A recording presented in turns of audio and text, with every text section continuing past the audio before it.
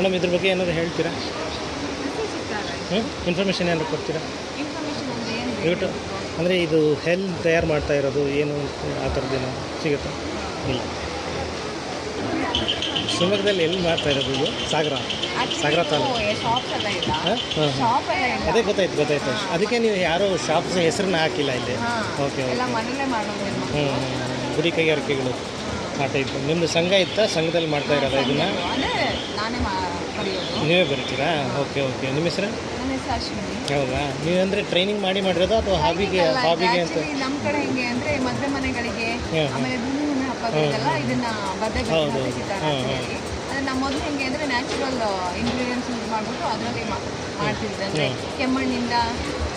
ಕೆಮ್ಮಣ್ಣು use ಮಾಡಿಬಿಟ್ಟು ಆಮೇಲೆ ಅಕ್ಕಿ ಹಿಟ್ಟಿಂದ ಎಲ್ಲ ಇದನ್ನ ಥರ ಬಿಡಿಸಿದ್ರು. ಈಗ ಸ್ವಲ್ಪ ಅಂದರೆ ಬಾಳಿಕೆ ಬರಬೇಕಲ್ಲ, ಆ ರೀಸನಿಂದ ನಾವು ಈಗ ಪ್ರೆಸೆಂಟ್ ಪೇಂಟ್ಗಳನ್ನ ಯೂಸ್ ಮಾಡಿ ಮಾಡ್ತಿರೋದು. ಆಮೇಲೆ ಮೊದಲು ಗೋಡೆಗಳ ಮೇಲೆಲ್ಲ ಹಸಿ ಚಿತ್ರ ಬಿಡಿಸ್ತಾ ಇದ್ವಿ.